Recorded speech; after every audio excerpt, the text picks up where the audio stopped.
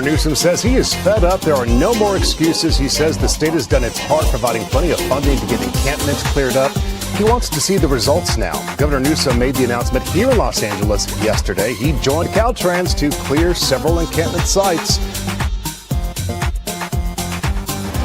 And we had our big beach body challenge today. 50 pull-ups, 100 push-ups. You try to get under 5 minutes. How'd you go? We got close. I was about 5:25. You were right behind us.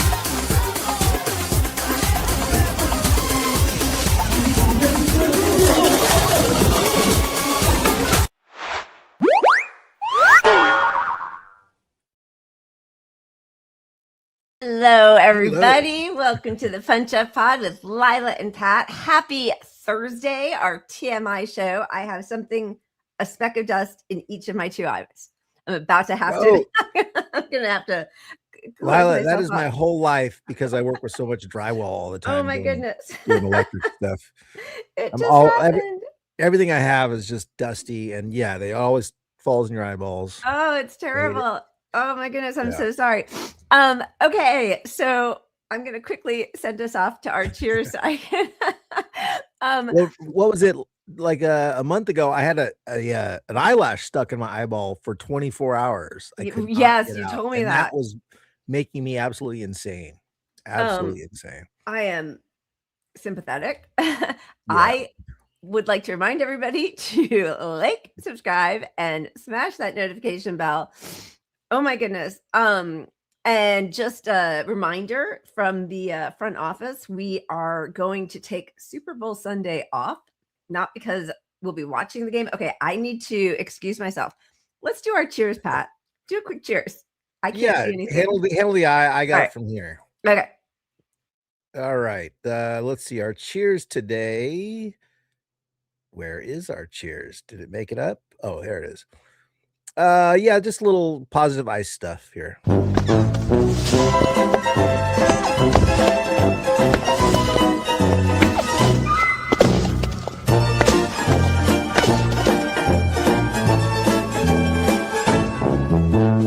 Now the face and the eyes of the champion.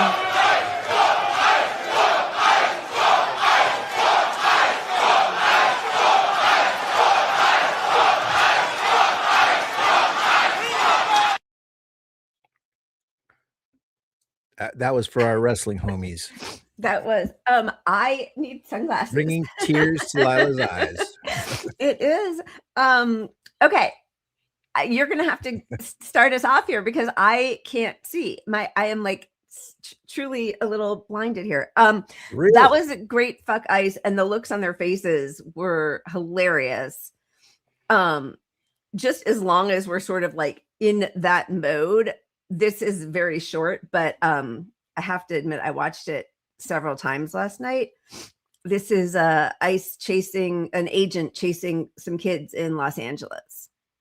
Oh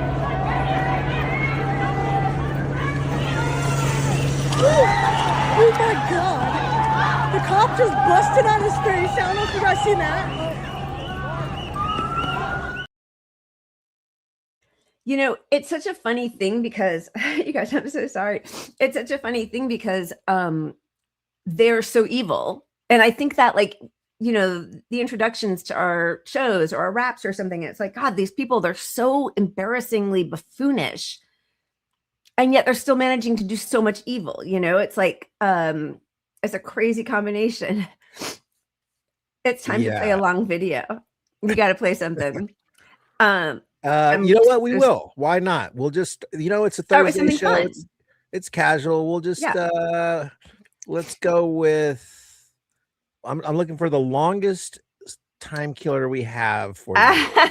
Well, speaking of evil, let's show the evil of ICE just because I think it's so important. I know we all know that, but like knowing that Trump and Bannon are like, oh, who knows if we're even going to have elections, and maybe we'll have ICE surround all of the different election polling stations, and knowing what they're doing at their, point blank shooting people and sending US citizens and not US citizens into, horrific detention centers all over the country, ejecting them from the country. breaking into their homes with no warrants, all this stuff. And we're still going to find out that Democrats do absolutely nothing. But this, I thought, was this, because we keep saying, oh, imperial boomerang. This is what we did in Iraq with those death cards, the playing cards, and ICE is doing that. These cards, I hold one up here, have a history of being used by white supremacist groups to intimidate people of color. Death cards is what they call them. This week, families in Eagle County, Colorado experienced another type of cruelty that fits into this administration's playbook. They found death cards held up in the automobiles of their family members who were taken away by ICE agents. These cards, I hold one up here, have a history of being used by white supremacist groups to intimidate people of color. Death cards is what they call them. These cards found in Colorado had the address and the phone number of the Aurora ICE detention facility printed on them. Aurora is a sister city, neighboring city to Denver. Now imagine just for a second that you haven't heard from your brother, your sister, and when you finally find their empty, abandoned car, it has one of these death cards sitting in the driver's seat. I mean, this is cruelty for the sake of cruelty. And it fits into the troubling pattern that we're seeing come from some of the top officials in the White House. Now, this morning I voted against government funding that would have handed billions of dollars to DHS. Continuing to fund ICE while federal officers terrorize our cities and kill people is unconscionable. We need to stop ICE officers beating Americans, killing Americans, arresting Americans without due process, taking away the civil rights of Americans. The overhaul of ICE that we're demanding is common sense. I mean, and sorry, I see that Jezen said Vietnam, and I actually did know that. And you're right. I think my point was more that, just the way like Nazis looked to the US and Jim Crow laws, right? Like it's just, they're always collaborating on the different ways that they can be murderous and cruel. So, I mean, it's just disgusting. And if you don't want the associations with the Nazi shit, don't wear the Nazi outfits. If you don't want to be associated with white supremacy, don't use white supremacist racist cards. I mean, that any Democrat funding ICE, you're a piece of shit. Like, I don't care what label you have next to your name. Truly. And, when you have those, the wine mom libs saying, that what's that show, Jennifer Welch, I've had it pod, saying, the floor is Israel's committing a genocide and abolish ICE. Like that's what she's saying, and those are not leftists, right? So this is absurd that then we've got, they're already pulling back the right now, even before he came on to talk about it, after demanding ICE and other federal agents be banned from wearing face coverings, Schumer and Jeffries added caveats: no masks except in extraordinary and unusual circumstances. And let's just listen to what Schumer says is an extraordinary circumstance. Maybe most important, no secret police. These people go around with masks. It makes them more brutal. They're never accountable. No one even knows who they are. There should be no masks except in the most of unusual circumstances. If some guy's picture was put up by a terrorist group or something. But there should be no masks. There should be there should be cameras. Everyone should have cameras, and there should be rules on how they use them. and they have to have regular uniforms, not all the stuff they're wearing. But we cannot have secret police, and we cannot, Johnson, the speaker, has said he wants to keep the masks. Well, I guarantee you, when you go down to his district in Louisiana, the sheriffs and police are identified, fully identified with their name and their number. Right. That has to happen across America to prevent these rogue forces from terrorizing cities. No secret police. No secret police. I can't even believe we're saying that in America. It's so un-American. Is it really? Yeah, but you could be secret police as if someone's put your face on the internet. Right. Well, as soon as we see all of you guys, we're putting all your faces on the internet, you scumbags. Yeah. And they've labeled us all terrorists. So if he says, you can wear a mask if you're confronting a terrorist, and all the people protesting are domestic violent extremist terrorists, then, that solves that. It's truly insane that they even feel comfortable. Like, they are so not scared of us at all. Well, and as we always talk about the tech, how it intersects with tech, is that this tech that monitors us illegally is going to say, oh, there are 4 people on our list at this protest, which then gives them justification right there to that. Why didn't you wear masks when you shot those people? Well, we had intel that said there were 4 terrorists at the event. Yeah. And then if they're wrong, and they'll be like, we made mistakes. It was just 2 people that we killed. It was a mistake. It was the AI. AI isn't perfect. It's going to make some mistakes. Yeah.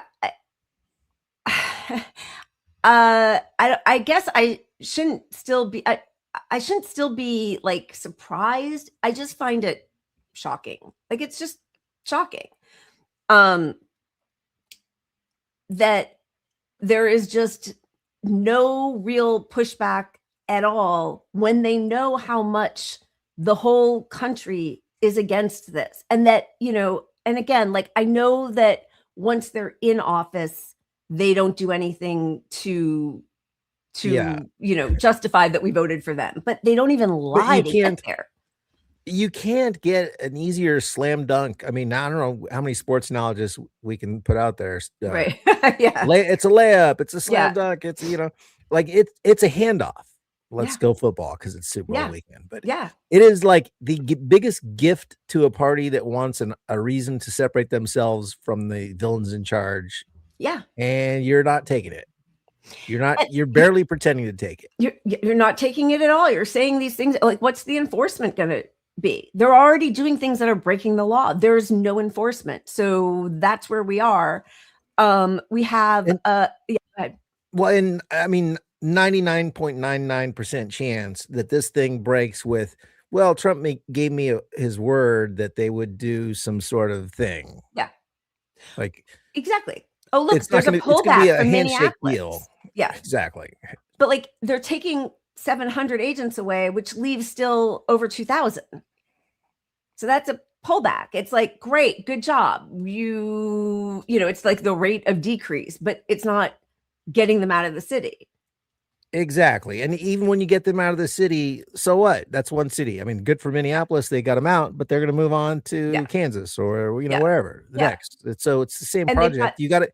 You have to put federal limitations on it. That is your role in Congress. Yes.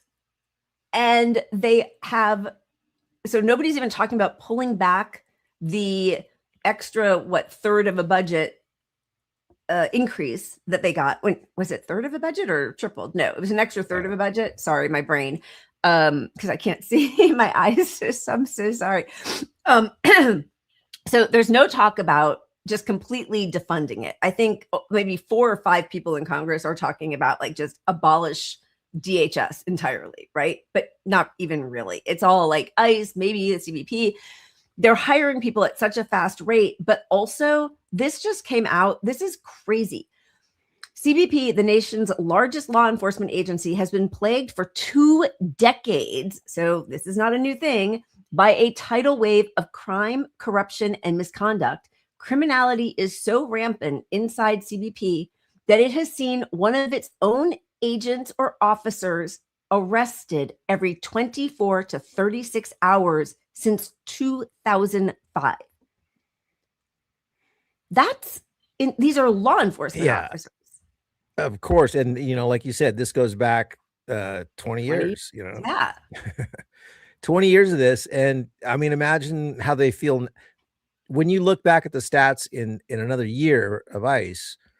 Holy crap, it's going to be out the charts with these numbers when you empower them right from the presidency to do this shit. Absolutely. Absolutely.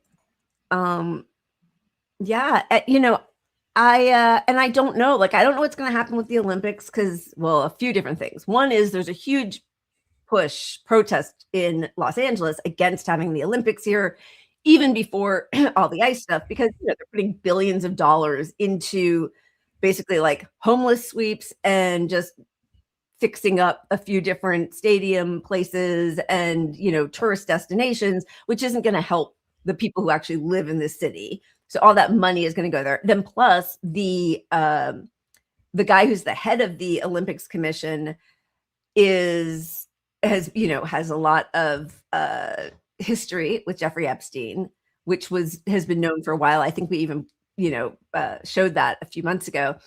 But now it's become even more clear. But then in addition with ICE, who is going to come here? What person? Yeah, it's and there's a problem when you see these fluff pieces like I heard on NPR the other day where they were interviewing people in LA so excited that they could rent out their bed and breakfast, or their, well, I don't even forget what you call the things, but the rental, renting a home in the their Airbnb house, or whatever kind Airbnb. of deal. Yeah, they're all, so they had all these people. So that, they're hyping it up like, hey, this is so great for LA because all these people locally. But, again, that's if you have a home. This is not most people in LA. This is elite circle again of people benefiting. And the tickets are going to be outrageously expensive. So regular people, I mean, already regular people can't really go to any of our local sporting events unless you shell out hundreds and hundreds of dollars. That's going to be even worse. But again, who's going to come here? Can you imagine being from Spain or Mexico or, Venezuela? I mean, any of these countries with people that are tan skin in this era, why would you fucking come here? I mean, why would you come anyway? But people around the world, rich people have this thing. There's a circle, a clique of them that go to every Olympics. They just that's their vacation every time. Follow the Olympics around. And our numbers are going to be dog shit. Oh, I'm sorry. They're going to be fucking terrible. LA is going to take a beating on all this economically, which is it should be the biggest cash cow on earth to have the Olympics in your town. No, it's going to be horrifying. And especially we've got the Super Bowl coming up this Sunday where U.S. citizen Bad Bunny is performing and the whole administration is so outraged that somebody who doesn't speak from English Puerto as Rico, his first language, U.S. citizen, right? U.S. That's part of the U.S. It's all gross, but that they're basically, boycotting it and doing their own all-American halftime. So when you see that, when you see how the leaders of the country are acting and all of the Democratic consultants and, Charlie Kirk was doing politics exactly the right way. So, and Gavin Newsom having him, so even the people who are supposed to be the party of opposition are fans or at least, amicable enough with Turning Points USA. So I just can't even imagine coming here. It's wild to me. I don't know. And, Puerto Rico is a part of the U.S. You absolute fucking idiotic MAGA folks that just want to be racist. I mean, come on. And my biggest shameful moment I can think of is that I saw Kid Rock in person 10 years ago. 10 years? Oh, that's kind of recent. If you I know 15 or 20, but but he hadn't broken out as the full-on racist yet. Right. He was sort of in the middle, but he wasn't the guy he is now. I mean, I just saw a TikTok or some shit with him on it where they had one of the I don't know, right-wing news guys in his house talking to him like, hey, I'm here with Kid Rock. And he's like scoring cred with his MAGA audience because he's got Kid Rock on, who is just dumb as a brick. I mean, we all probably know that by dumb now. As a brick. There was video of them all watching it. It might have been in another TPUSA event or some Republican, might have been the Republican convention. I don't know. But like the music is horrible. The people aren't like, they're pretending to be excited by it because they know they're supposed to be, but clearly they don't know the lyrics. They don't know the beat. They're all just kind of like, you know, they don't know the words. They're not singing along. Like they don't, it's not even their guy, actually. It's just funny. Like there are all these old white people watching him and that's not their music really. It's just, yeah. And I don't know who any of these other people are. Yeah. They're just told to cheer for this guy. Yeah. You know? And there's a comedian making the rounds lately who they banned him from Minnesota, you know, from playing there. Oh. And every time I scroll my feeds, it's a clip of him. Like he's getting so much publicity out of it. He's the new racist. And his stand-up is so fucking racist, top to bottom. Yeah. Xenophobe. It's just disgusting. They're making a hero out of this fucking idiot. I wonder so why he they will be could the next. Yeah. You know, Nicki Minaj. Showing up everywhere. Because she's become a huge MAGA chud, right? I wonder why she's not singing at their halftime show. But what's also interesting was, what was the name of it? It was something, I think, with Orlando Jones, maybe a kid's movie. So now because Kid Rock is performing, a 2001 Kid Rock song is going viral for its lyrics about underage girls. And the verse that people are pointing to is young ladies, I like them underage. See, some say that's statutory, but I say it's mandatory. I mean, I'm assuming Jesus Christ. That how did that ever? Yeah, what was it? Was it Orlando Jones? I don't know, but it was a kid's movie that he wrote that for, which is also crazy, like crazy. When you go back and watch Nickelodeon, like iCarly and all of the shows that were Disney shows produced by that one Dan, oh gosh, I can't remember his last name now, but he was the producer of all the kid shows. And he was, you know, a major pedophile. But there's like, there's, you know, what do they call, like Easter eggs and all the scripts, Somebody you know. said Dan Snyder. Yeah, Dan Snyder. Disgusting. Yeah. He was on a show called Pamela, Class. Yeah. Sorry, was Pamela Anderson with Kid Rock? Yes. Were they? Because I thought it was Tommy Lee Jones. Also him. Yeah. Oh, okay, because he was the one with the boating, the famous boating video. Yes, and I think her kids are with Tommy Lee Jones. Or no, not Tommy Lee Jones. You know. Something like that. Yeah. What's his name? Oh my goodness. Tommy Lee. Tommy. Just Tommy Lee, I think. Just Tommy Lee. Yeah. So that's going to be interesting, but you know, the truth is, nobody cares. I mean, nobody in power cares about raping children. So, you know, they won't, it doesn't matter that he's there with those lyrics. It doesn't matter that Bill Clinton speaks at the DNC. It doesn't, like, none of it matters. It's really so depressing. It really doesn't. It, you know, to either party, if you have if you can make them money somehow, you are in the crew. Yeah. Yeah. I mean, truly. You know, there was one, we're bouncing all over because it's our Weird Thursday show, and also because my eyes, what is my problem? Sorry that I got off to a really weird start there. Sorry about that. But there was one email that was revealed, and it was from Jess Staley, who is the CEO of Barclays. And he and Epstein are writing back and forth. And he basically says, the reason that we don't have, or here, I'll just read it. He says, you want to know why we're not Sao Paulo? Watch the TV ads on the Super Bowl. It's all about hip blacks and hip cars with white women. The group that should be in the streets has been bought off by Jay-Z. That's from 2014. And while I know that Jess Staley and Epstein are both repugnant pedophiles, I think that's a really astute point, because it's taken a while for people to get here, because we were kept sort of fat and happy with, you know, consumerism and, you know, pop music and flat screen TVs, the phone, you know, technology. Celebrity. And that's a great equalizer, because poor as you are, you probably have a TV and a Yeah. phone, which Yep. gives you a minimal amount of entertainment, which also you get spoon-fed the propaganda from. Yep. Yeah.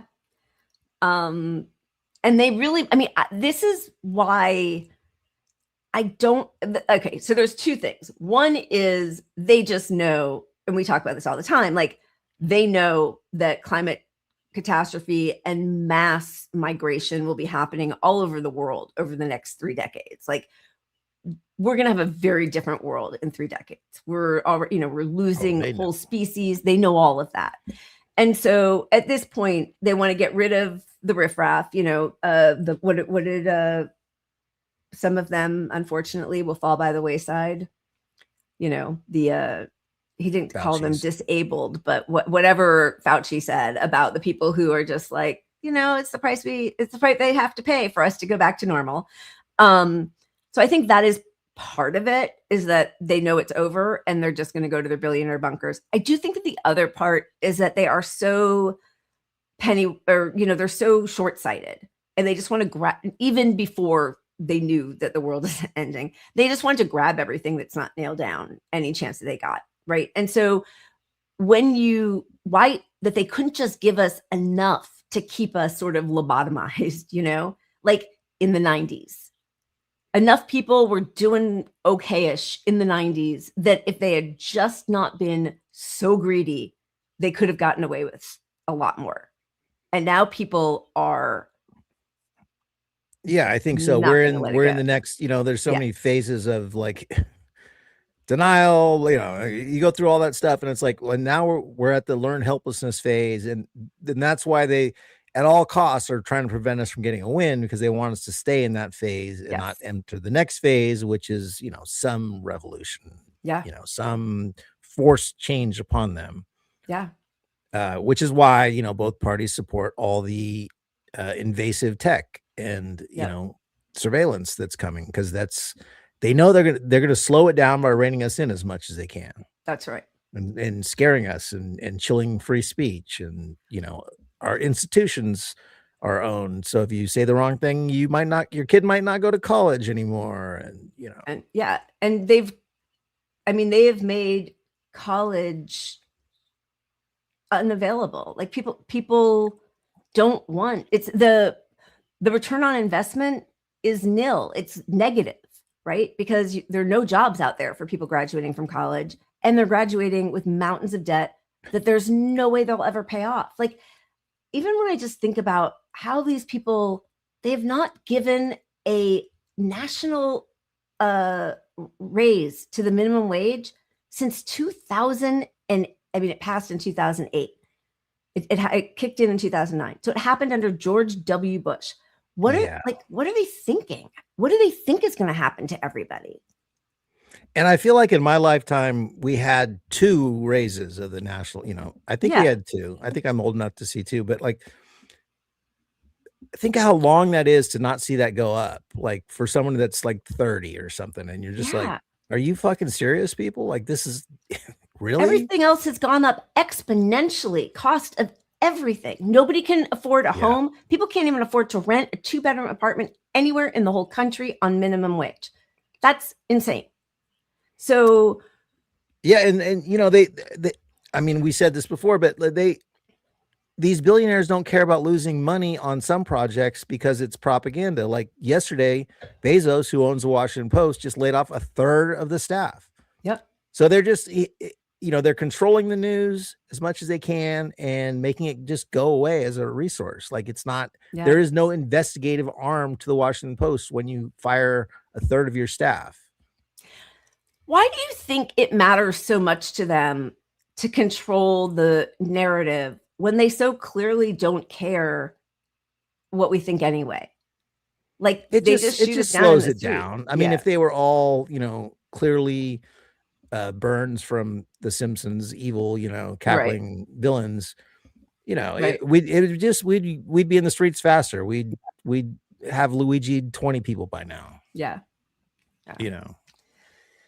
And some people are just, they're not revolutionary minded, or they're not built for flipping the whole system over. So people need to a lot of people will find comfort whenever they can, and you know, like, oh, we'll just vote for Democrats, that kind of thing. Right. Like, so anything that slows it down is good for them. Yeah. I guess. I mean, and the egos, they want to be, you know, some of them do want to be, they pretend to be good people. Musk pretends to be a good person. Right. Gates does all this fake charity. You know, Bezos with Amazon will donate to some project, you know, so they I mean, it's so absurd because I mean they are just walking cartoon, you know, cartoon figures at this point. They're so evil.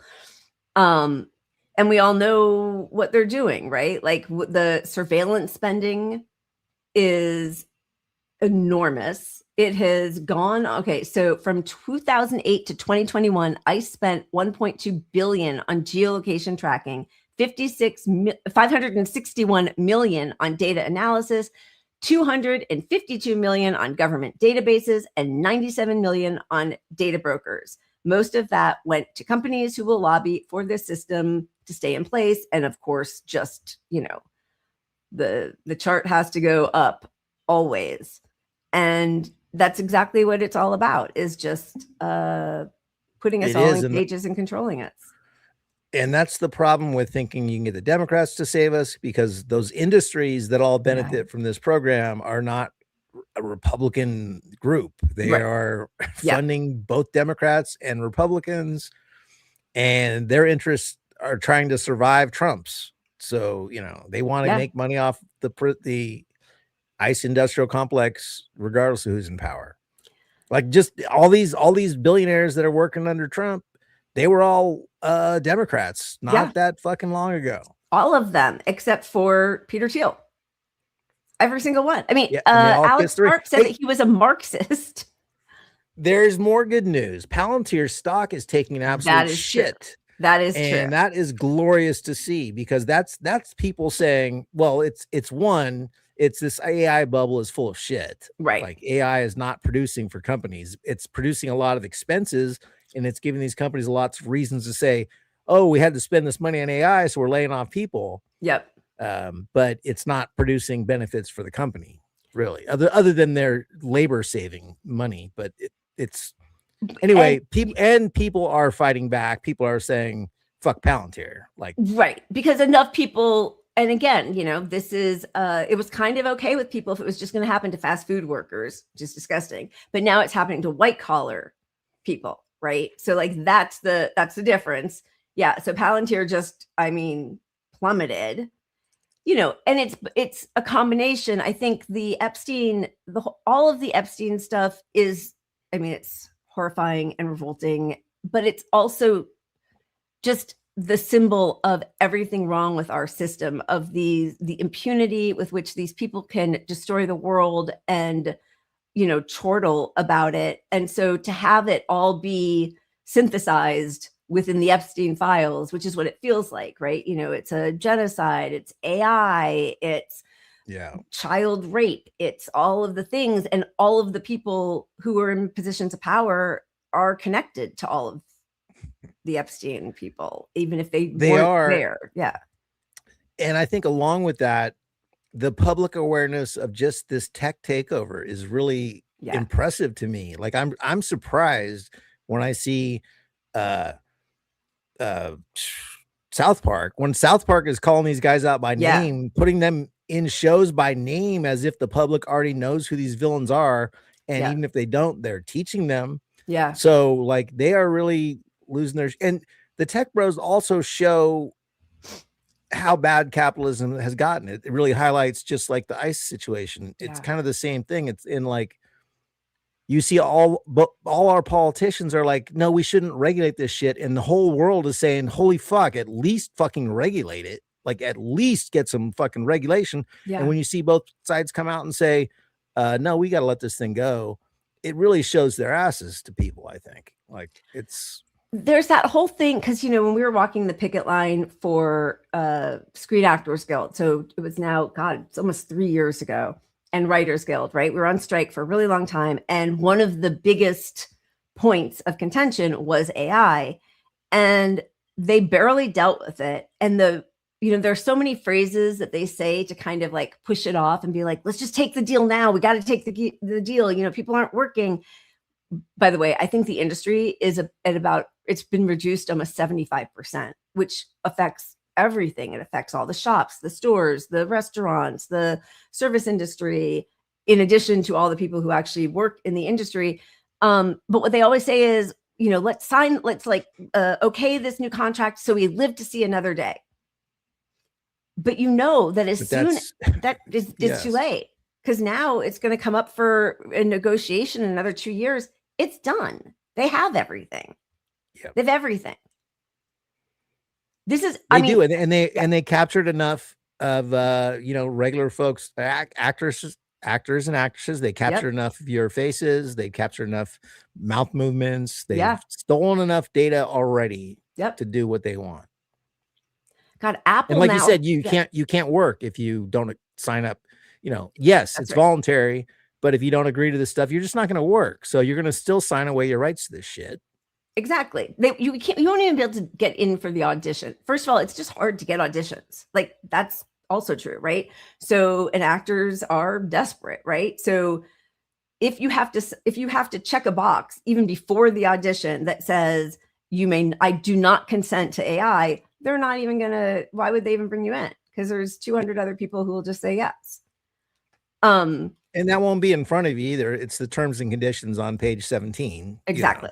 Exactly. And they can make up any reason, right? She just wasn't right. I mean, most actors don't get called in for roles anyway, right? So like they can make up any reason that they don't bring you in, but having to write that out, before you even get seen, that's and that was what Crabtree and Fran Drescher, our big union leaders, heroes, the multimillionaires.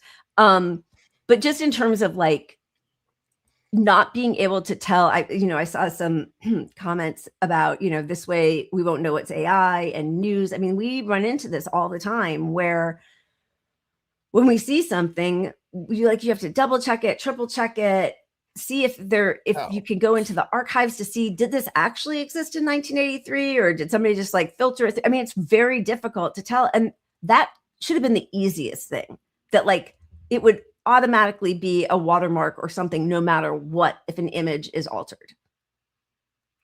Yeah, honestly, even when I look for stupid cat videos for our show, I'm like, okay, 2 of those were fake. I'm not going to show that clip. Yeah. I got to watch the clip start to finish and make sure there's no AI in it, because people are spreading fake animal AI. Like, what the fuck? Like, you're devaluing your own animals because you're like, my animal doesn't do the cute thing where it fucking pats me in the face 17 times every time I give him a treat, just like this. Boop, boop, boop, boop. Yeah, like, exactly. That never happened. That doesn't happen with cats, so. It's funny. You and I had this conversation because somebody sent us a video, which I loved. It was Hope. It was so good. It was like, and I was watching it at like 2 a.m. or something. It was like a fuck guys video. It was so good. And then I realized, okay, some of this is AI. And then she did also, and like, but like, it was a great song. I watched it 3 times before I realized it was AI. And that also kind of sucks. And then it kind of makes you really have to define why true art that has been touched by the hands or the brain or the soul of the people making it, creating it, that's necessary, because it is very easy to be fooled, but also to be moved by things. Yeah. It's largely unfortunate because like it is, as a creator, a tool that could be great. Yeah. It's just that to support, like say I wanted to make, I was doing parody and I had this cartoon plan I wanted to do forever. Right. And I could just punch it into AI and have it tomorrow.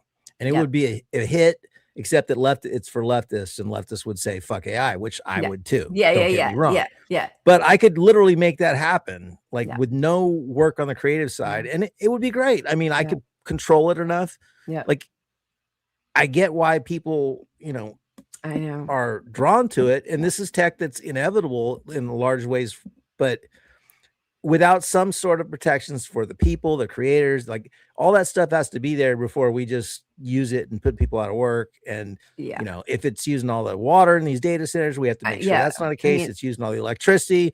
It's harming the the poor and middle class so severely right now. Yeah. Yeah. I mean, the damage it's doing to communities that are close to these AI centers, but I mean, everybody's electricity and utility bills, water bills are going to be going up. But if you are near one of these huge data centers, they already have like, like blackouts, water rationing, and then they talk about certain smells, like, none of this is good. None of it should be happening. Well, and what I need to look into it more, but I watched this thing on this project for Sacramento that has this awesome stuff that comes with it. But at the heart of it is a data center. So this is a bundle thing they're going to try to do. Like your city gets all this good shit. Yep. And the data center. They just kind of, it's in the subtitle. It's the asterisk that comes with it. That's what they always do. That's what they always do. But then, like, you look at the communities who are suffering, or I see something like this. So this picture is a book warehouse that was alleged to play a role in Anthropic's Project Panama, its project to scan, digitize, and destroy millions of books. So they destroy all of these books after they scan them. And then what that means is they can manipulate anything. They can remove, just the way Trump is removing like the exhibits of slave rebellions, or even the fact that there were slaves, from the Smithsonian or from other national parks.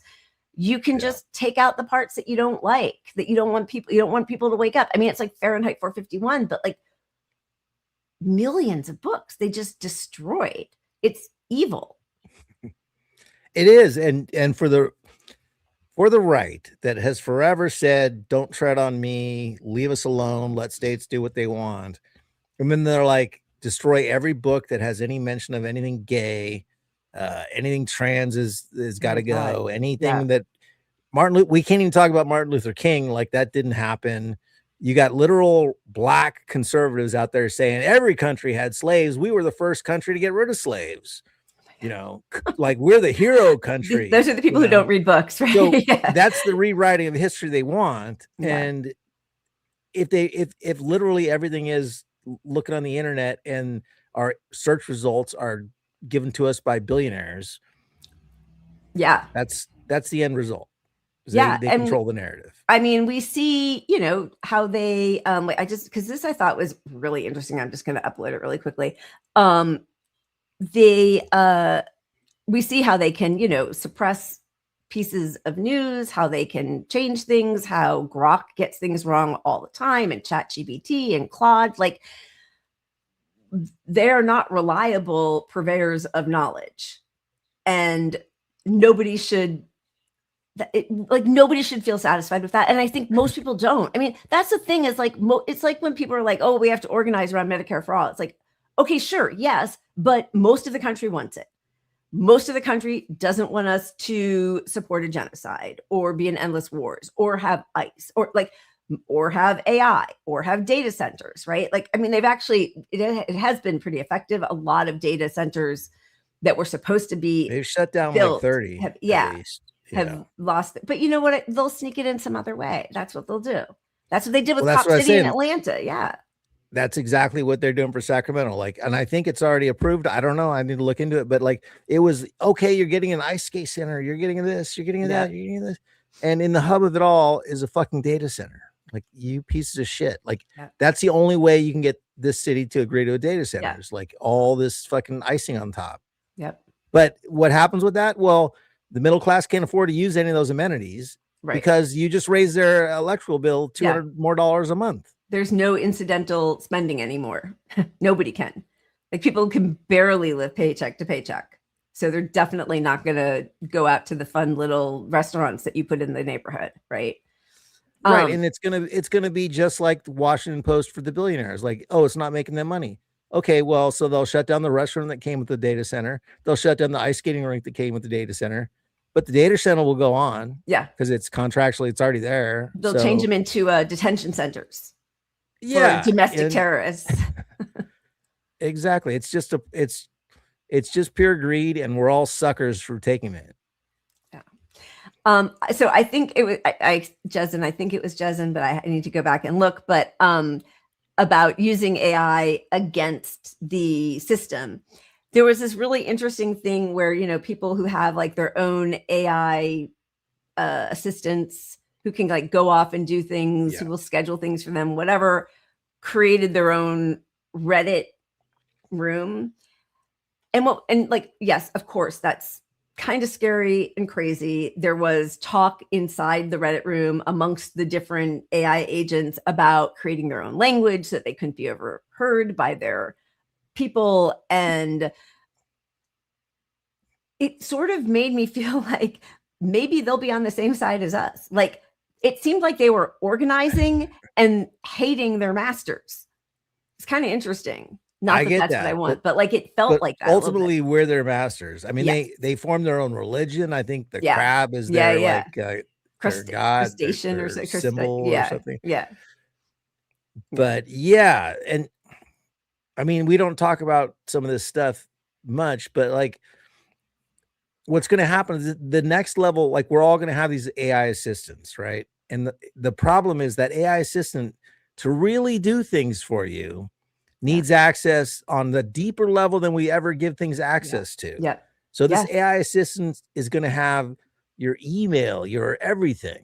Oh, right. Yeah. So, and everyone in tech is saying, don't give them that, because there's no protection to the damage that can be done once these things have that level of your information.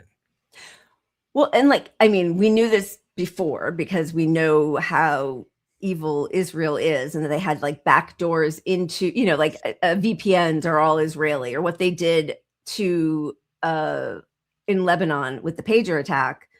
They talk about doing that all over the world. They, you know, all the phones that they gave to Gaza, of course, those are all just tracking devices to steal all your data and to know where you are and everything.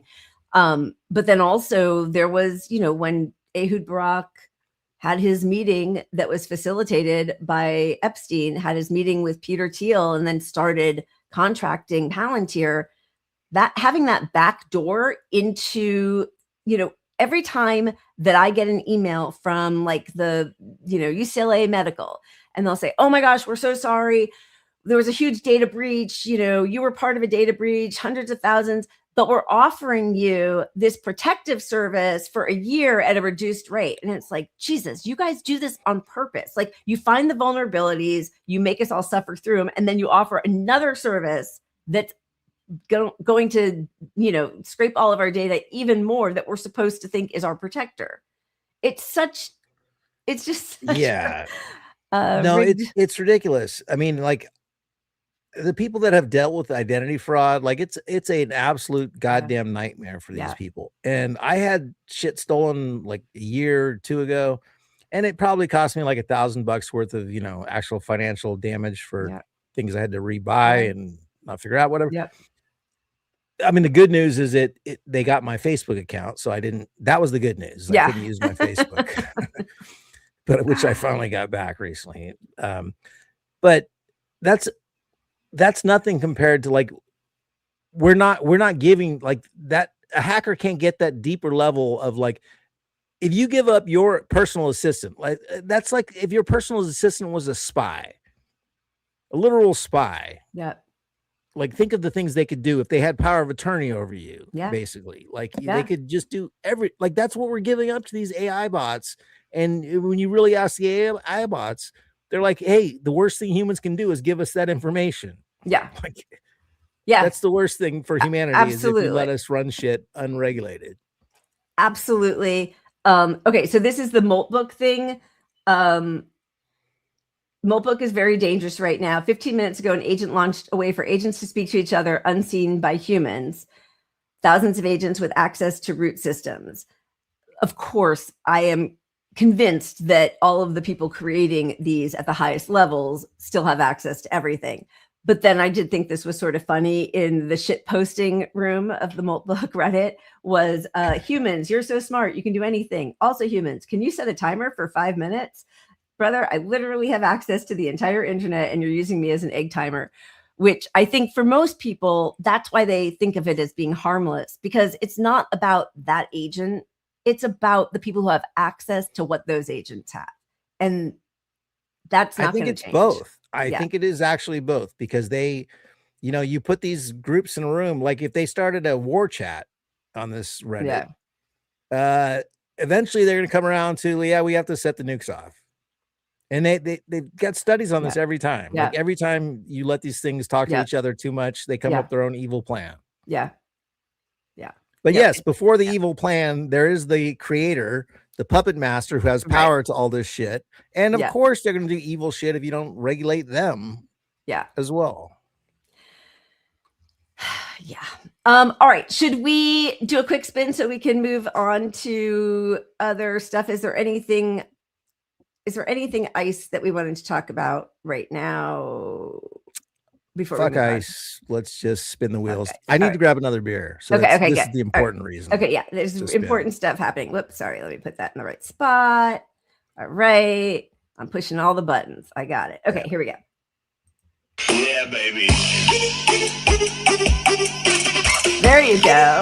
All right, that's very necessary. I mean, I don't even have another beer, so that's cruel, actually. Really? That's crazy. I mean, I'm gonna get one in a second. Okay. In a second. Yeah, I was gonna say, geez. Yeah, baby. If you fail to prepare to fail. Oh, all right, I'm making a big glass for myself.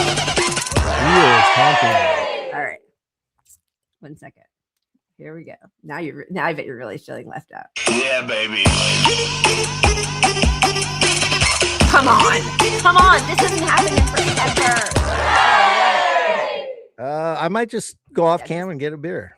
Yeah. All right.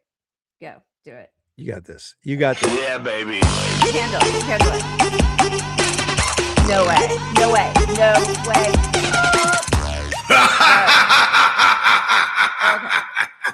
All right. This is actually educational, but well, you know, I love it.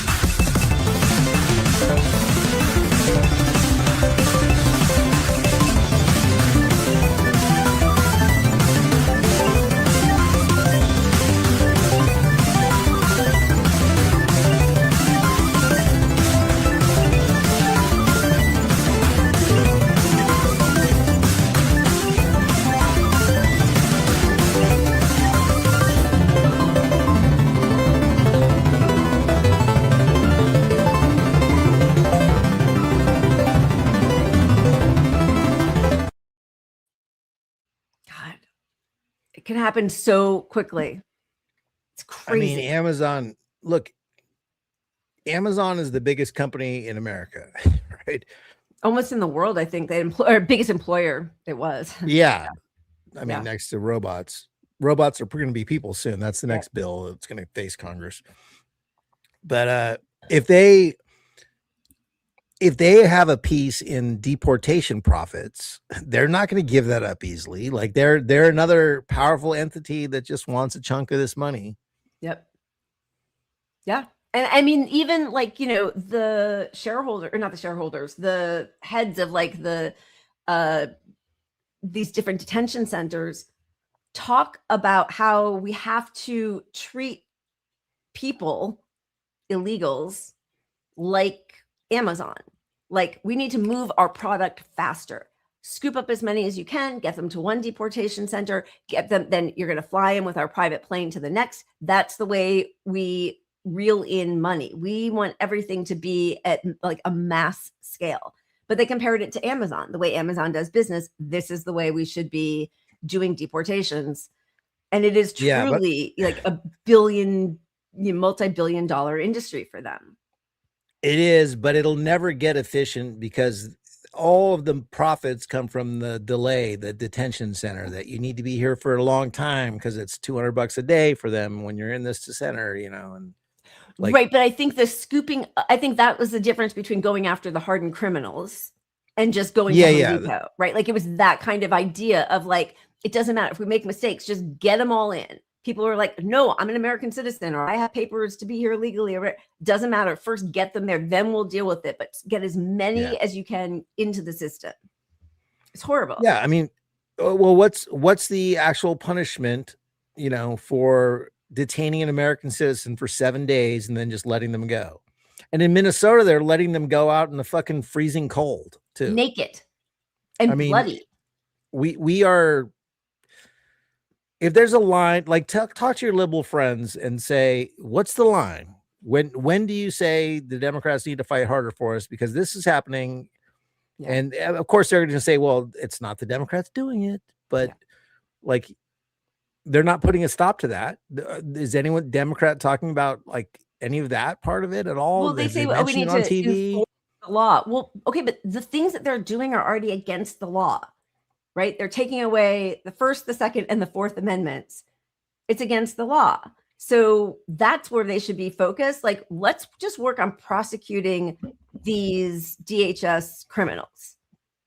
Let's use the money for that and for like getting people in a kind way through the immigration system.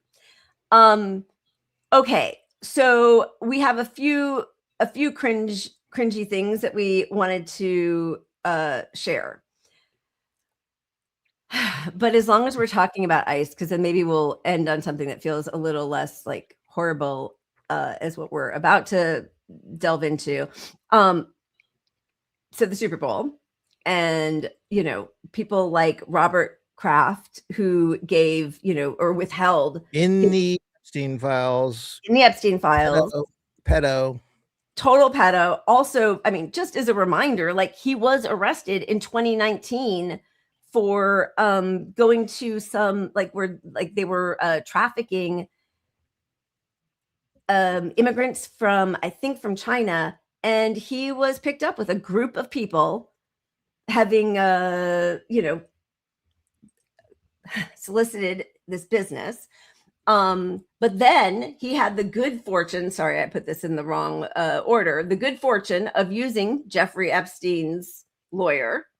So Jack Goldberger defended him against 2 counts of soliciting prostitution in Jupiter. And the judge in his sweetheart deal ordered that the video recordings of him with these women be destroyed. So this guy, sorry, that's like beyond the pale. Like you don't like a judge saying destroy evidence. This is somebody who that judge needs to be the bar needs to go after him and revoke his credentials. I'm sorry, he needs disbarred. It's insane. Destroy the evidence. So, and at the same time, sorry, I have this all in different places, and my eyes today, you guys, it's so bad. I am so sorry. Use the good eye. I know. Use the good eye. I'm looking for my, where did I put this with him? All right, I'm not going to find it this second. But at the same time, of course, he was doing philanthropy or, raising funds for some like helping young children orphanage. He was like, of course, giving millions of dollars to AIPAC.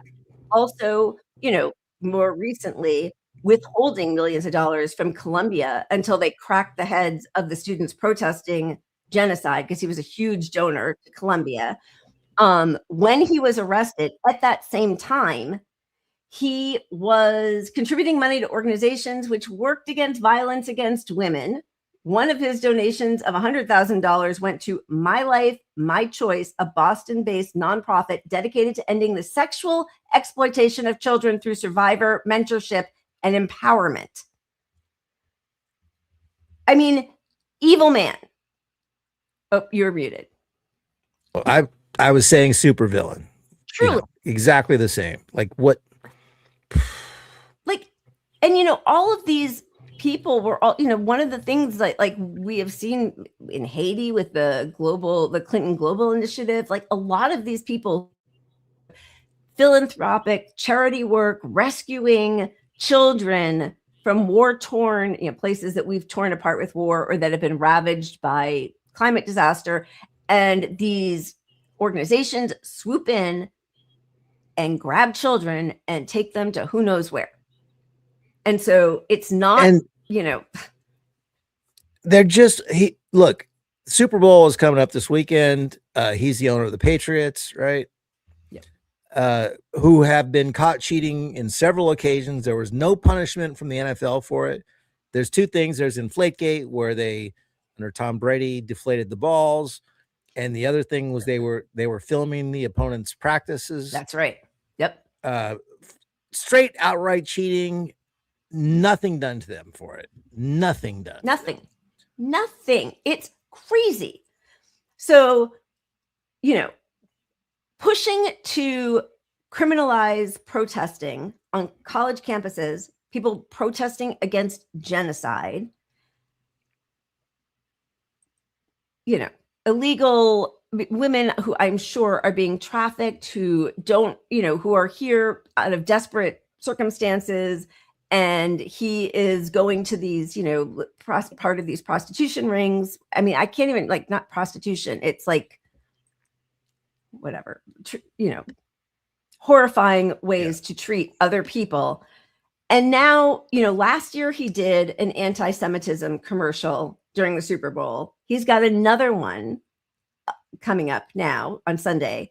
And I just don't understand the cognitive dissonance, knowing that you rape people who are disadvantaged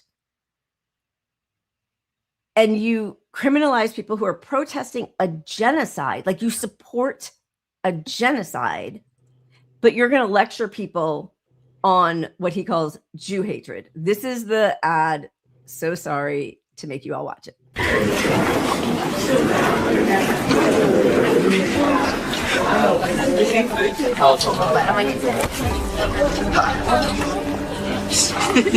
Loser. Dude. Did you see that? Should we tell him? So bad. Oh, bro, look at him. Oh my gosh. It's not funny.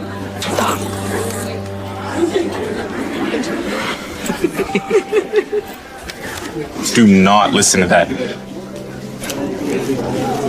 Thank you, man. I know how it feels.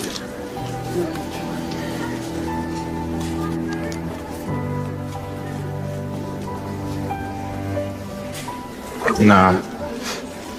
They're not worth it, bro. Yeah, you're right. I was tripping. What's your name? Name's Dave. David? Yeah. Hello. Hello?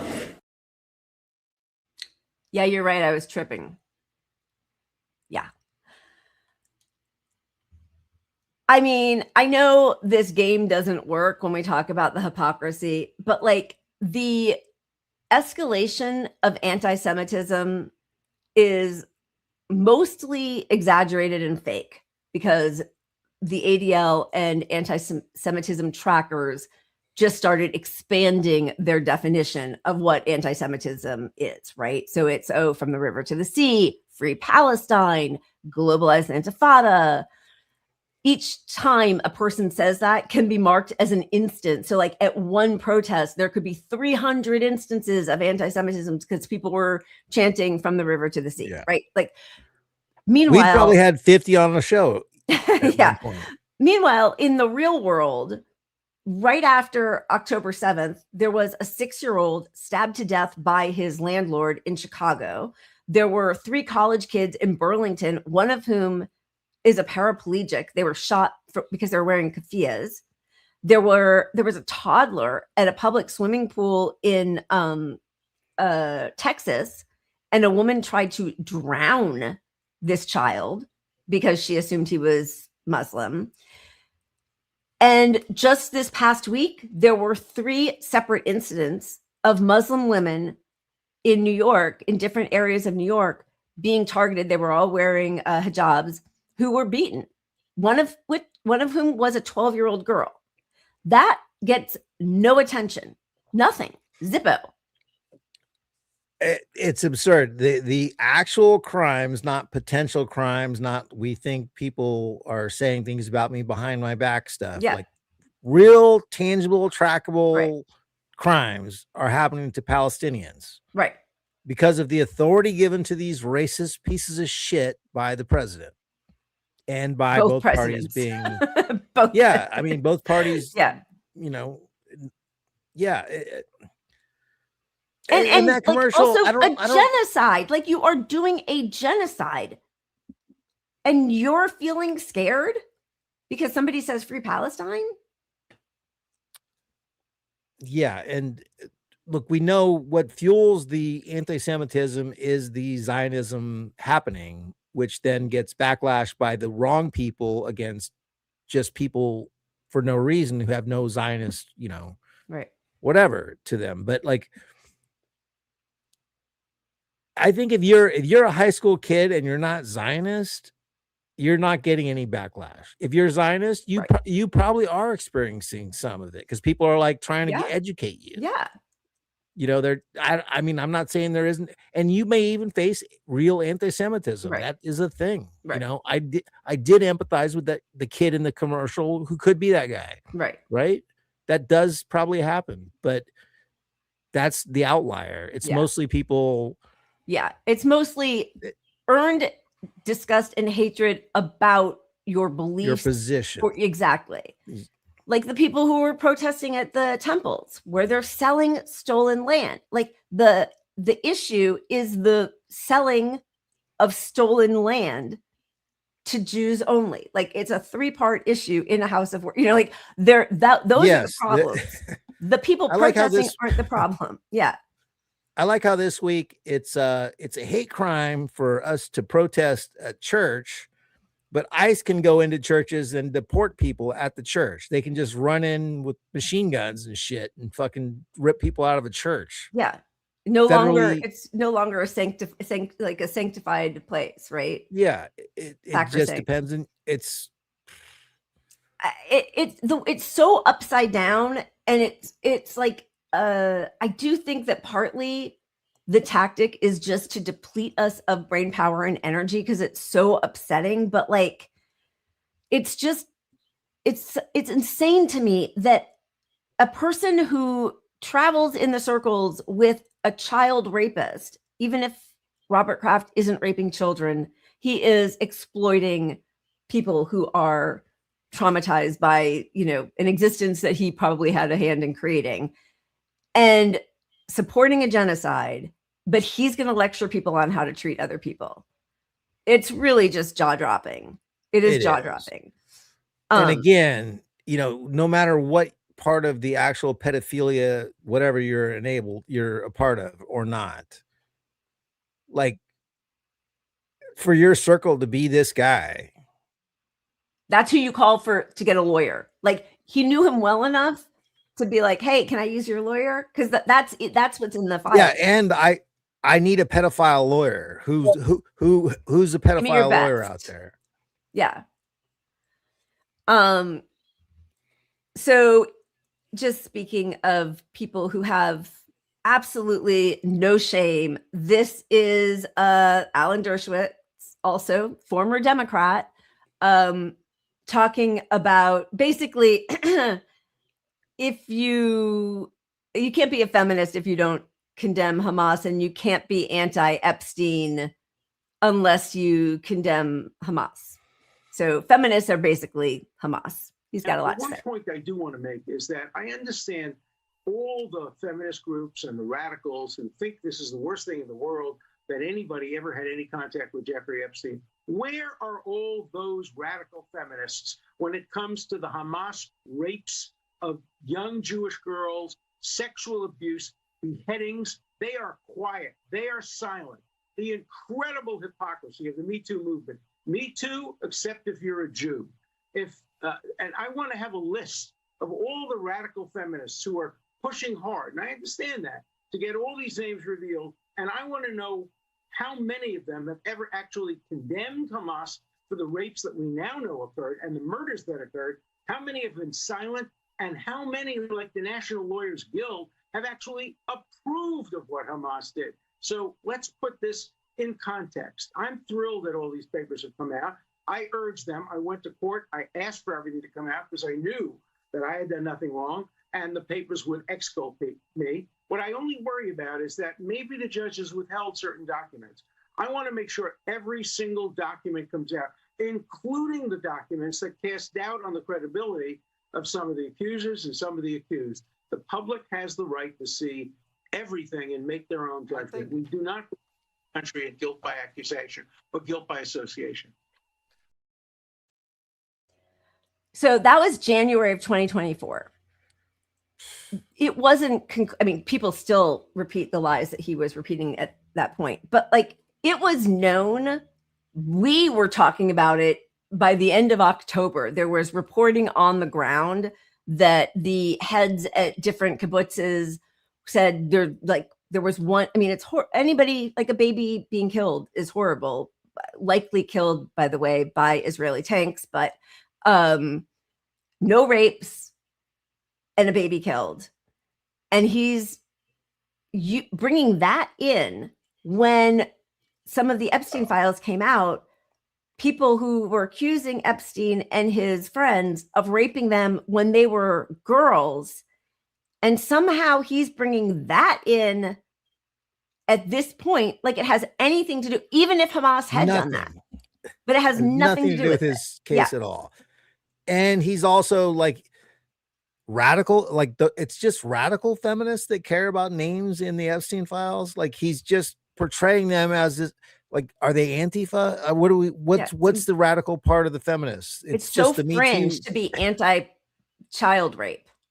You're like a radical feminist. There is no group of radical feminists after the Epstein files, people. There's the world who wants to fucking put an end to this pedophile ring and get some justice from these evil fucking scumbags who step on our necks every day.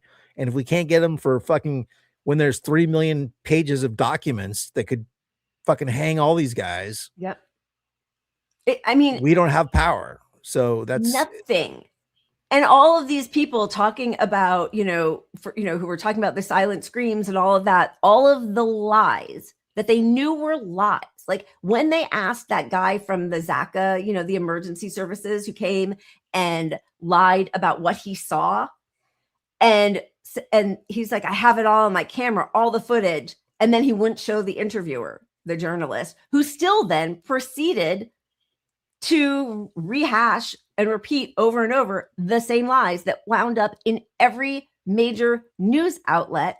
It has been totally debunked, and there's been no retractions. Like that deserves a huge retraction. And also, there have now been reams of papers and interviews and footage of rapes of Palestinian hostages. Silence. Nothing from all of these big feminists, but they right away talk about why aren't people out there protesting against the Iran, the crackdown on the Iranian protesters. It's like it's always a whataboutism, but Palestinians mean nothing to them. They are just the most vile people, and of course they are. If you rape children, if you rape anybody, if you treat people like that, if you allow 70,000 people a year to die because they don't have health care, if you allow people 600,000 to live on the streets, if you poison their food and their water and their air, and you do a genocide, of course you don't care about people. Like these are all the same things. These are people who hate us and kill us. Like that's their whole deal. If you want radical feminists, which is, I guess that's me. I'm Hamas and radical feminist. If you want me on board with your cause and advocating for, promoting, sharing the information about this rape and sharing my outrage about it, well, provide some proof of it, dude. Like it's been 3 years, 4 years. I mean, what are we doing? You don't have any proof of it and you're still repeating it ad nauseum. And you don't care about your own people clearly doing this stuff to Palestinians on the regular with the government authority to do it. And your whole, half your country cheers the fucking rapists. There's nothing. They say nothing. And yes, you're right. Like on Israeli TV, state TV, they talk about we have the right to rape them. The head rabbi of the IDF gave us permission, and they're terrorists, so we have that right. They do riots, right to rape riot, when they were going to give just the smallest bit of, accountability to some of the rapists. That was too much. Yeah. But I mean, there are hundreds. It's of wild to me. It's wild to me that they want to tell everyone in the world who's watched all this stuff that we're victims of Hamas propaganda to believe this stuff about them. But all we have to do is watch the videos literally of them to prove that we are in the wrong on this shit at all. We are not blast out by there proudly. Hamas propagandists. Yeah. It's you in your own words over and over and over again. I mean, raping people with poker sticks, training their dogs to rape them, forcing them then to like put the stick in their mouth after. It's just like one atrocity after another. It's been documented. There are even whistleblower doctors, Israeli doctors, who have blown the whistle on this. And nobody says anything. Nobody in the media, not Dana Bash, not that first lady, I can't remember her name, on CNN, who talked about all the beheaded babies that she saw. Liars. They're just liars. It's amazing. But yeah, to see the Robert Krafts and the Dershowitzes of the world try to chastise anybody on how we should behave is really rich. It is interesting, though, that it never makes it. These sorts of things don't get the same level of attention in U.S. media as they do even in Israeli media. Like even Haaretz has done a better job of reporting on it than any U.S. Like obviously, I mean, Electronic Intifada and Mint Press News and Gray Zone, but like groups, job site, but that's their state media talks about it. I don't know. We are really in crazy town over here. Before we spin or move off this, I just wanted to come back really quickly to this that we talked about yesterday. So Ava Dubin, who I think was Miss Sweden when she was younger, had dated Jeffrey Epstein for a while, for like years and years. Then she married some billionaire hedge fund person, but she was still friends with Epstein. So in this email, this is in 2010, she basically proffers her daughter Selena, who's like 15, and her 5 friends who are coming over. Says, come on over. Selena will have 5 friends over, which is so gross. But I just found this. Whoops, wrong. Golly, I'm so sorry.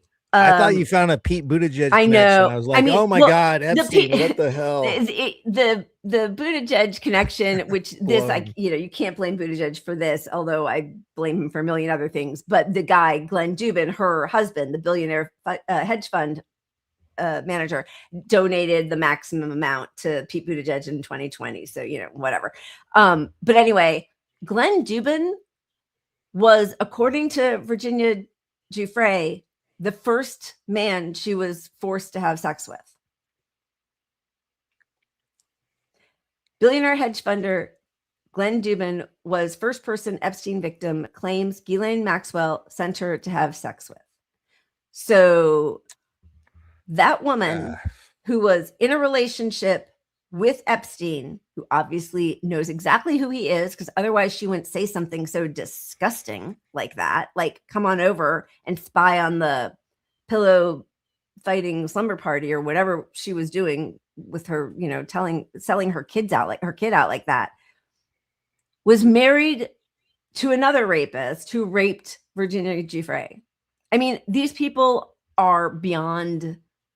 They're just beyond. I don't even know what they are. They're just beyond. Yeah.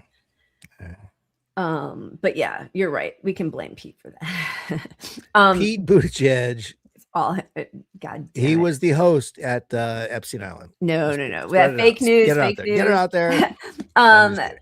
Citizen Mendeo, thank you. Drafting my questions as we speak. Tony will be on the Homeless Left next Tuesday. Oh, great. With Matt Weinglass. That's great. Good for Tony. And thank you for your super chat. And there's another one. Shep Smith on Fox went apoplectic when Kraft walked. That's interesting. I mean, I don't watch Fox, and thank you for your super chats. I don't watch Fox. It's always interesting to see when every once in a while they do something that you can sort of give them a little bit of credit for. But then you have somebody like Megyn Kelly yesterday who sued Roger Ailes for sexual misconduct and harassment, criticizing Caitlin Collins for not smiling more when she's asking Trump about Epstein and saying, that's what Roger Ailes used to tell me to do. And I agree with him. Like, I thought he abused you. Why are you telling us about his great advice and handing it down in your criticism of somebody who's talking about child rape? Yeah, and I know you're a proud not feminist, but also this is so clearly hypocritical for you to have sued him for millions of dollars, rightfully. I'm glad you got that money. Yeah.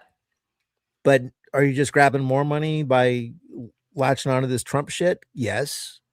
Trump literally, during the debate, he said, what did he say about her? Like, she's bleeding from her, whatever. Yeah. That was about her. Yep. Yeah. Not somebody of integrity. I think, the moments where they show up, I think Shepard Smith is the same, right? So okay, I'm glad that he was upset about that, but maybe he's just like a Packers fan or something. Like it might not have anything to do with the content of what Robert Kraft actually did. And you're probably allowed to be. I mean, if you're for Trump wants to be the sole billionaire you give a fuck about. So like insulting other billionaires probably doesn't harm Trump, which is what Fox's whole project. Right. Yeah. Yeah. All right. Should we spin? Yes. Quickly? Okay. Yes. Always. We should spin. We should land on anything but ABAB because we don't have an ABAB. Oh, okay. We did. I think you're going to land on ABAB. You're going to land on ABAB. That's what's going to happen. Yeah, baby. Oh my God. You tried. That's amazing. Okay, let's see. 1 second. Sorry. God, my eyes. I wish I could wear my real glasses. Yeah, baby. It's never happening. Not on camera. That's the other one we don't have a second of. What'd you say? That's the other one. That's the other one we don't have a second one of. Oh, but do we? Oh, because we already played one. We only had one. Yep. Look at us. All right. Why don't we just choose something instead? Okay, let's go with puppets because who can hate cats and horses? Who can hate cats and horses? Here we go.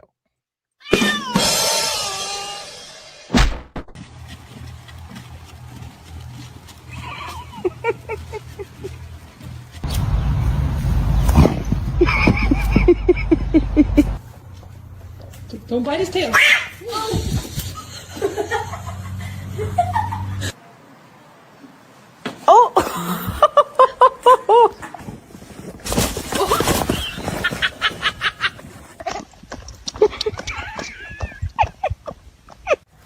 Okay, Suede, too much. Hey, too much.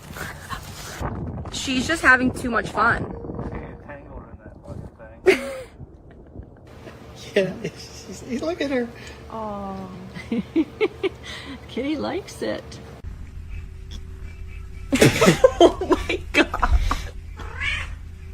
Is that your friend? Play with her, Misty. There you go.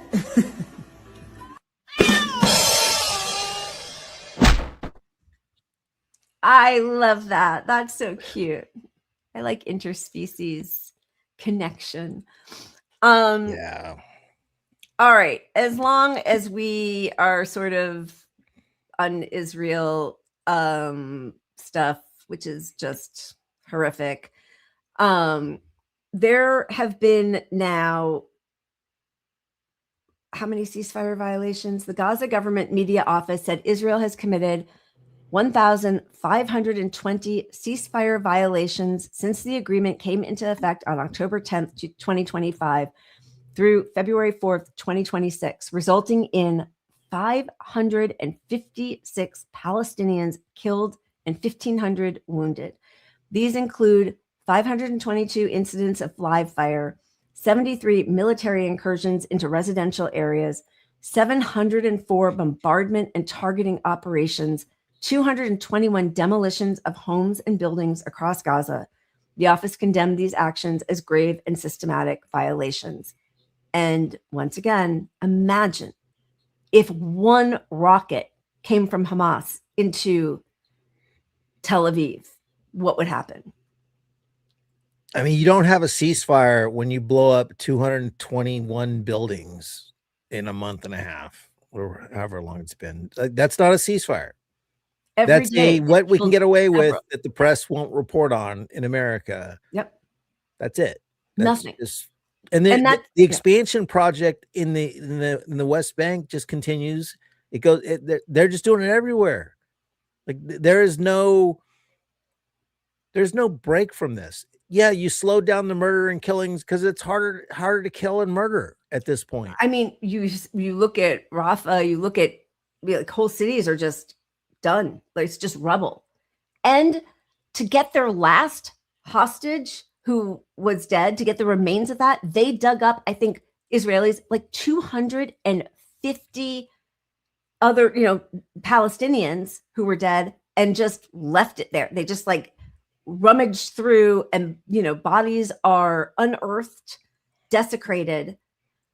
And then also that doesn't even start to talk about all of the people who are dying or are severely, undernourished, scabies. They have a meningitis epidemic now. COVID has come back. Come back. It's never left. But, COVID, they have like TB, measles, meningitis, gangrene, starvation. They're bombing tents. Nobody is stopping them. And when you're living in wet tents, what we know is the disease that comes from that afterwards is terrible. I mean, the mold in the tents. This is thank the Clintons for that. We know enough about what happens when you give people moldy tents in Haiti. Yeah. Children are waking up with rat bites because rats can swim through, they're flooded in their tents. And then parents are waking up sometimes and, it's cold and they're wet, which makes it even worse. And their babies, their children are dead. And it doesn't I know not, but they have disbanded or prevented UNRWA from coming in. They're blowing up, more water tanks, which they did from the very beginning. But there's just no consequence for any of this. To still target infrastructure is the clearest sight that this is not, we know, but when we're looking for evidence to present to people, infrastructure, they're going after infrastructure still, which they did from October 8th. There will be no water, electricity. There will be a complete siege and blockade on all of the Palestinians. That's what Yoav Gallant said, I think October 9th. They announced it in 2023. There was a big show that the IDF now accepts the Gaza Health Ministry estimate of over 70,000 killed in war, which we know because Lancet, wrote a year and a half ago that they estimated at that point that there was probably close to 300,000. But it's 500,000 now. Sorry, it's 500,000. So just as a reminder, Prem Tucker writes that 62 Democrats joined 207 Republicans to prohibit the State Department from citing the Gaza Health Ministry's statistics back in 2024, even though historically their statistics have always matched up with what the U.S. has found and what Israel eventually says that they agree to. And part of the reason that the numbers are so low is because that the Gaza Health Ministry still counts the numbers at such a low level, even though we know it's, hundreds of. No, they're confirmed people. You can't identify bodies. It's not. Yeah. Yes. And they're not, their number is never an estimate based on population and, how many people are over here. It's here we have names of this person, that person, the other person. Right. Those are the numbers. That's why the number is really 500,000. Yes. Yeah. They still haven't been able to find all of the bodies. And the truth is, Israel, because they track and surveil Palestinians so ruthlessly, they know exactly who isn't breathing anymore. They know the numbers. And then, just I think yesterday, disturbing footage from Al Shifa Medical Complex shows families forced to scan unidentified bodies and boxes of human remains delivered by the Red Cross without names, documentation, or forensic support. The Director General of Gaza's Health Ministry says 54 bodies and 66 boxes of human fragments were transferred in this condition, leaving families to identify their sons and daughters without DNA testing or any forensic capacity. He noted the state of the remains shows torture and abuse even after death, and called Israel's actions a deliberate attempt to erase identity and a grave moral and humanitarian crime. Dr. Al-Borsh warned that international silence makes the world a partner in his crime. This crime, of course it does. Of course it does. The visual of these parents going and looking through boxes of, just to think, is that him? From like, that's what we're doing. That is what we're doing. And they're being allowed to do that. And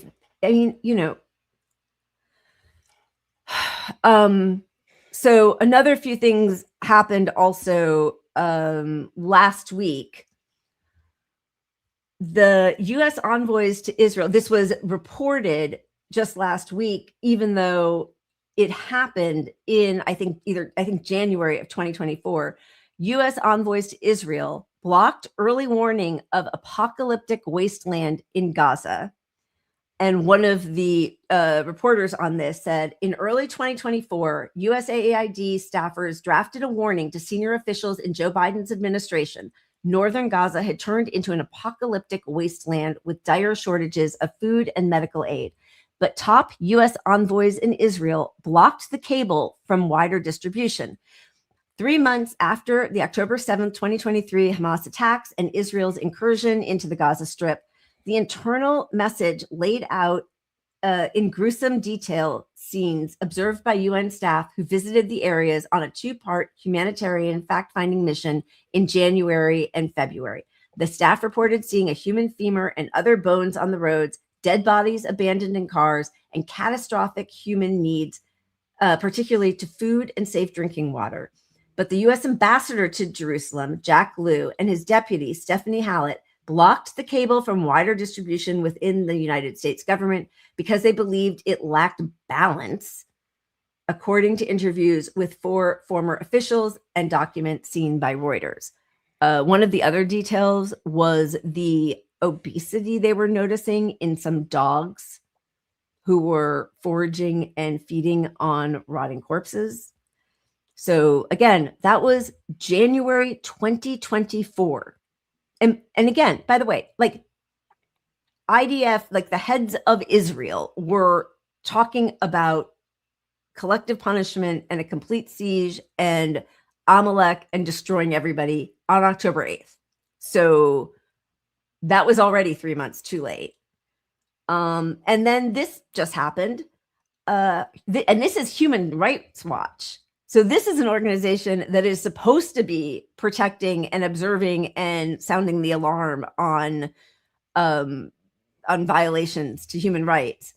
2 Human Rights Watch employees who make up the Israel and Palestine team are resigning from their positions after leadership blocked a report that deems Israel's denial of Palestinian refugees' right to return a crime against humanity.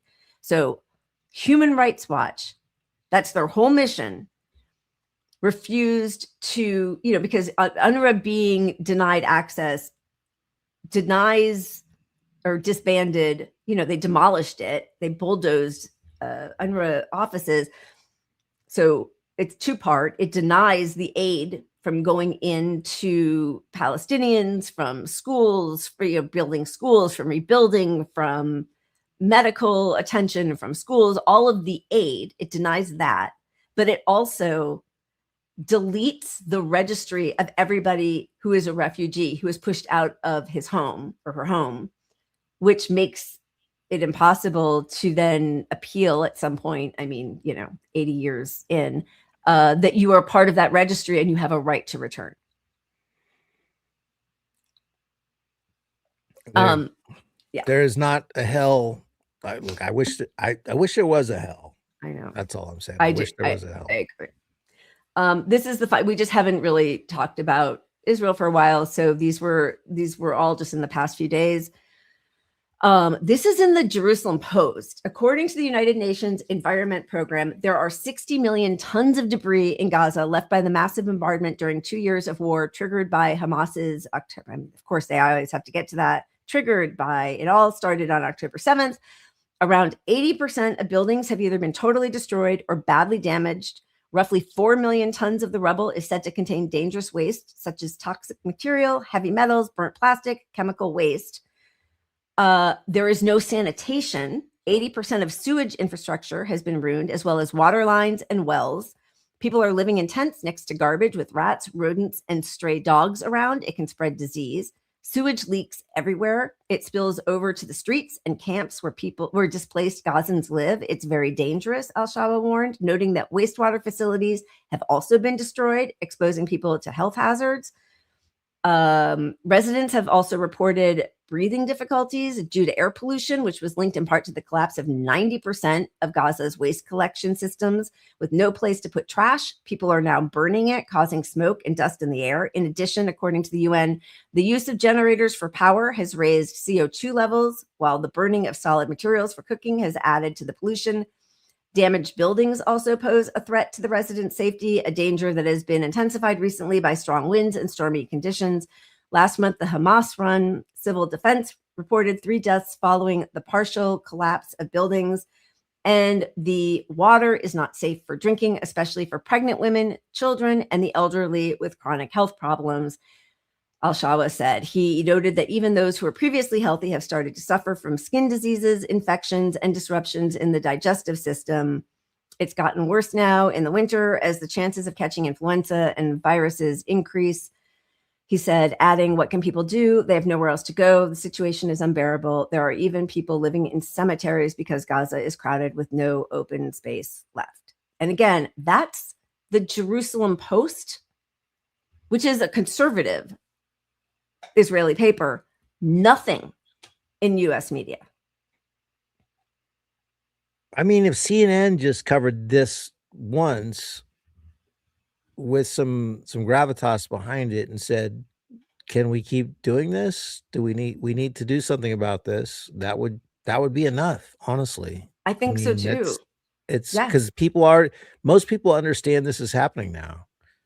I mean, a lot of people have sort of tuned it out with the whole ceasefire fake shit. Yeah. Because they're like, life is horrible. I can't pay attention to all this, it's not directly impacting me stuff, Right. But that's the problem with the ceasefire. That's the problem with going to sleep when Democrats take over. It's like you just selectively care about things that affect you. That's right. And this is disgusting. I mean, I'm just like, I've been around, I remember a kid got ran over by a train near, that I had to walk by every day, to school. And the stench there from one human remain was there for a month. And it was, imagine like just the mental.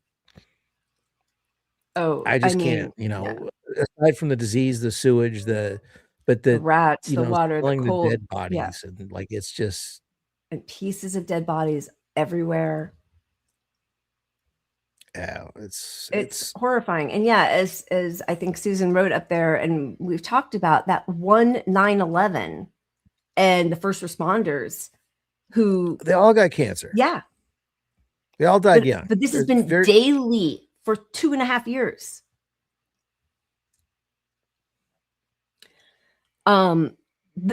Let's not forget, the New York Times did do a piece on U.S. lays out a glittering plan for Gaza, including skyscrapers. Jared Kushner, President Trump's son-in-law, offered the proposal at a Davos ceremony to inaugurate the president's Board of Peace. imagine writing those words. Like, what in the almighty fuck are you talking about? Skyscrapers? It's going to take 3 decades to clean everything away. And then it doesn't belong to you anyway. But like, and if any of it is an Israeli project, which all of it is, like I want it to be Pet Cemetery times 1,000. Oh my God. Haunted as fuck. If you go vacation over there on the bodies of Palestinians, like you're. Well, that's the thing is, I don't like, you know, it's kind of like when Trump, you know, when they went in and kidnapped Maduro, and then they're like, and now we're going to take all the oil. But like the head of the oil company was like, it's uninsurable. It's uninvestable. We can't be here. We don't have the structures to do it, even though they would do it. I mean, people are gross enough and depraved enough that of course they would go to you know, listen, I met somebody the other day who was like, he said he was from Paris. I was like, oh, we want to go to Paris. He's like, oh no, it's very dangerous. Don't go to Paris. Don't go to London. It's all so dangerous. Maybe Dubai. And I was like, what? Like, he's like, it's not dangerous there. It's like, yeah, if you're not a slave, I guess. Like, so there are people who would, but nobody's going to some skyscraper on the beach in Gaza for decades, even if they're that disgusting. Yeah, you can't clean up this area and make it a vacation destination. Like it's not going to happen.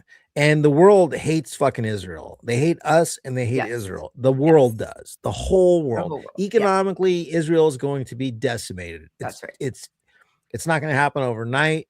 Yep. They're being propped up by us still. Yep. But if we ever declined even 10%, we're going to cut bait with them, and they may partner with China or something. I mean, honestly, like we're idiots in this whole thing anyway. I mean, we're evil, but yeah, I agree with you. I mean, like, who's going to go vacation in Gaza?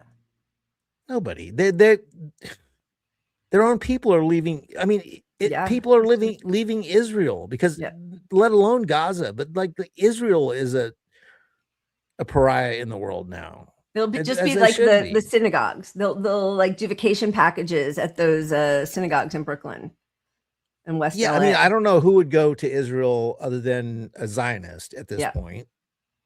Yeah. I mean, if you have family, that's different. But like other than that, like vacation destination, let's go to Nazi Germany while it's still Nazi Germany. I mean, yeah. So like I don't even understand their plan. Like, who do they think they're going to reel in? It's just building. It's just contractors. It's kind of like AI. Like, it kind of doesn't matter if it works or not. We're just doing all the data centers, giving each other the people that are going to make money off of it. Yeah, that's the whole deal.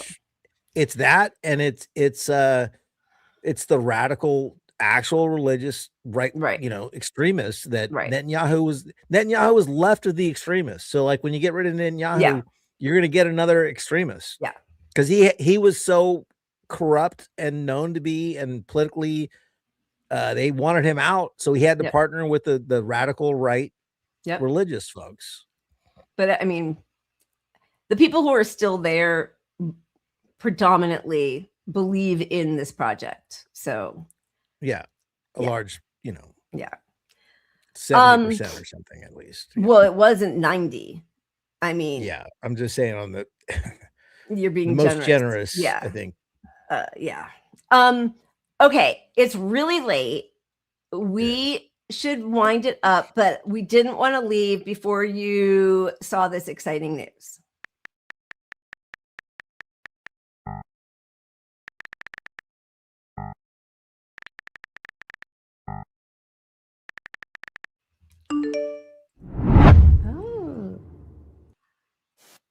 Yay! That was last night. You ready for the big reveal? President, what's going on with Kamala HQ?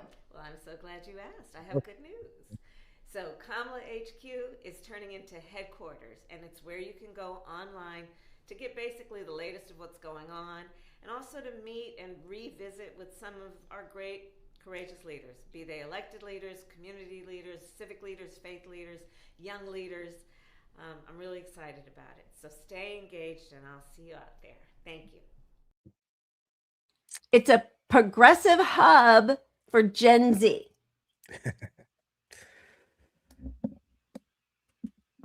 Kamala HQ now rebranded as Kamala headquarters. Like, if you're gonna go through a rebrand thing, why would it even be that stupid? So like dumb. Every part of it is just it. Here's the other thing: they couldn't get at headquarters, so they had to do at headquarters _67, which is just like catchy. But then when you actually go to the website, like, it's blank. There's nothing there now. I checked it out. I was like, it went to the website. Oh, no, you saw her platform. That was her platform you were looking at. But like, it was just like, sign up. You can sign up here. There was nothing.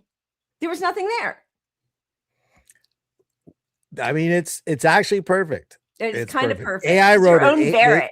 She told AI, make me a website, and they're like, all right, here's nothing. Yeah, here's nothing. There's nothing. It's Barrett 2, Electric Boogaloo. Yeah. All right. Anything else before we sign off? We are not having a show on Sunday because it's the Super Bowl. I don't even know who's playing the Patriots, but I'm rooting for them. Beat the Patriots. Not the Seahawks. No. I don't Is know. it? I don't know. I truly don't know. I don't care. Just because this will be old news by then, but you should just know RFK has a very quick piece of advice. Dr. Pollen up at Harvard has cured schizophrenia using keto diets. There are studies right now that I saw 2 days ago where people lose their bipolar diagnosis by changing their diet. It's not only affecting our physical health, it's affecting our mental health as well. And we're asking people now, eat real food, right? Eat protein. Yeah. It's funny you pulled that because I worked today, and I was like scrambling. And thank you. Lila always does amazing work pulling stuff. But I during the day I was scrolling stuff, and I saw somebody who debunked like half the shit from this interview right here with him. I mean, everything he said is bullshit. It's just bullshit. There is no cure for bipolar. Schizophrenia and no bipolar. Schizophrenia, bipolar. You can't food your way to that at all. It's not even a real thing, like even 1 iota. There isn't a study that says it is either. He's just pulling a headline he read on some junk science site to make this claim. I mean, it's so absurd. I can barely breathe. Eat keto to cure your bipolar schizophrenia. And raw milk. No, he didn't say that. Drink some shit milk. But yes, drink shit milk. That's the bottom line of the 2024 health. Yeah, that's your CDC or NIH director. Thank you, Fendea. Yeah, Epstein was Hamas. Oh my God. I mean, what a just literal Mossad agent. But we're gonna come out of this thinking the public is gonna be told that Epstein files are Hamas. Unbelievable. But thank you for your super chat, Justin. From a 0.05% to a 5%. What's Kamala's BAC? Blood alcohol content. It's very high. Yeah, I mean, it could be low, but if it's low, it's the pills making up a lot of the work. We know this. She is a mess. Nobody's coming to save us. Nobody, at least not these fools. Thank you, Justin, for the super chat. We appreciate it.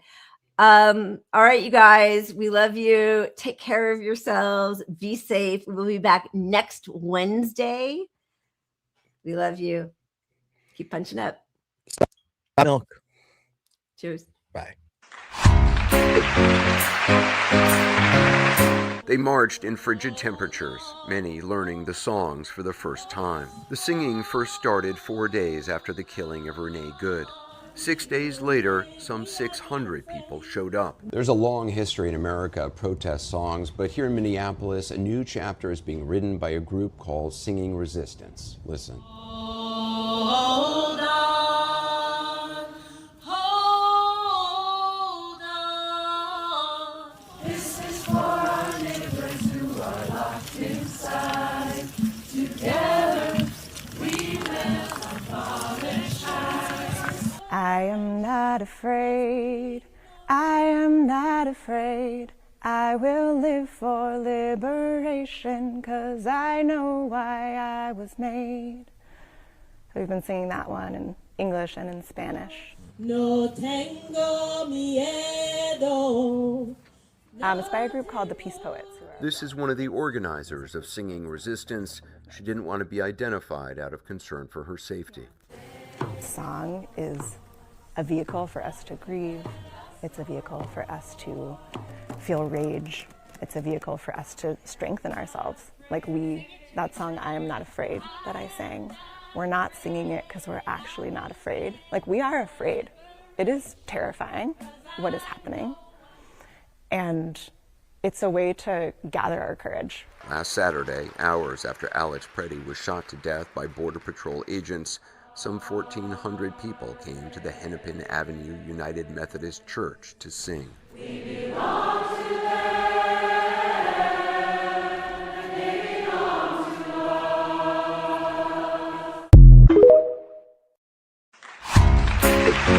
us.